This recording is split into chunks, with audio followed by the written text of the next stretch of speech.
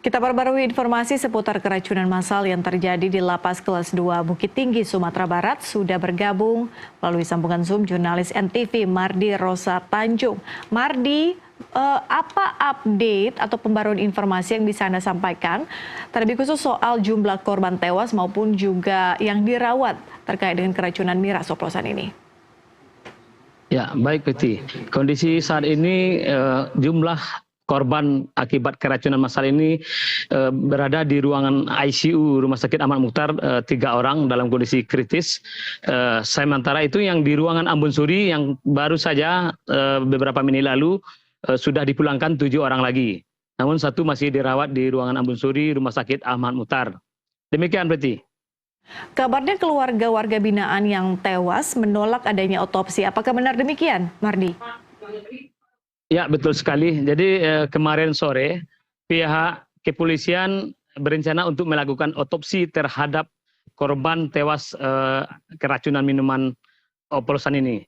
Namun dari pihak keluarga mencoba menolak untuk diotopsi dengan alasan mufakat dari pihak keluarga.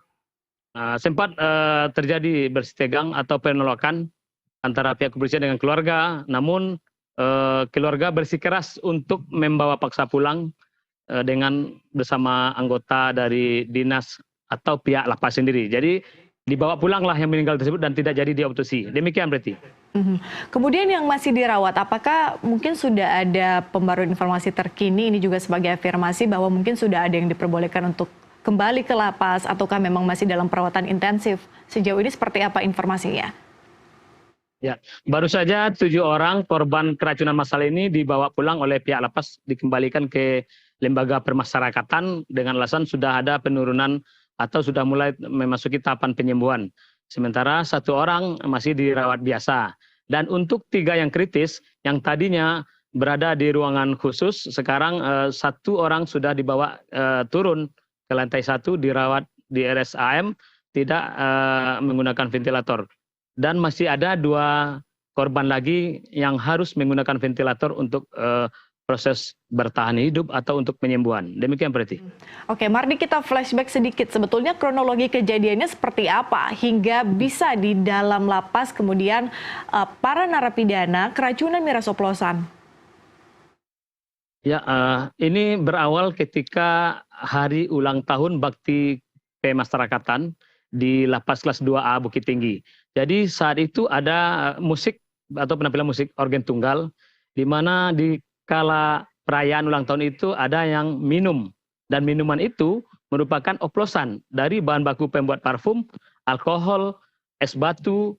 Jadi dicampur oleh oknum lah dari warga binaan dan itu diminum bersama.